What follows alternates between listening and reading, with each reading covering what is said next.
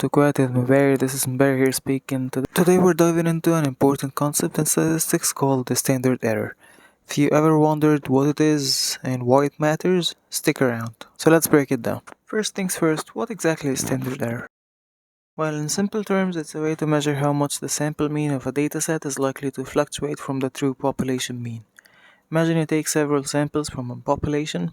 Each sample will give you its own average, right? The standard error tells you how much those sample averages will vary from the actual average of the entire population. So why do we care about the standard error? Well, it helps us understand how reliable our sample mean is. A smaller standard error means that our sample mean is likely to be close to the population mean.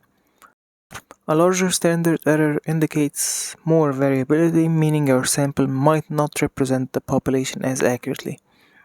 So let's put this into real life context.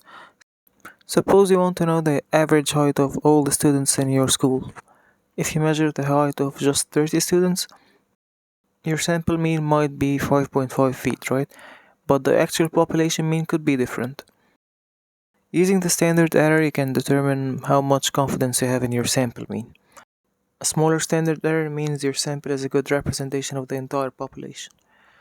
Now let's talk about how we can calculate the standard error. The standard error is the standard deviation divided by the square root of the sample size. So if you have a standard deviation of 10 and a sample size of 25, it would be like this.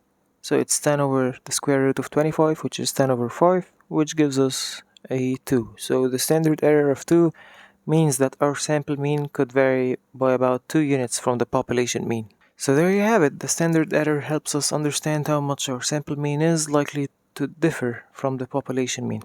Remember, a smaller standard error indicates much reliable results. If you found this video helpful, don't forget to give it a thumbs up and subscribe for more easy to understand statistics content.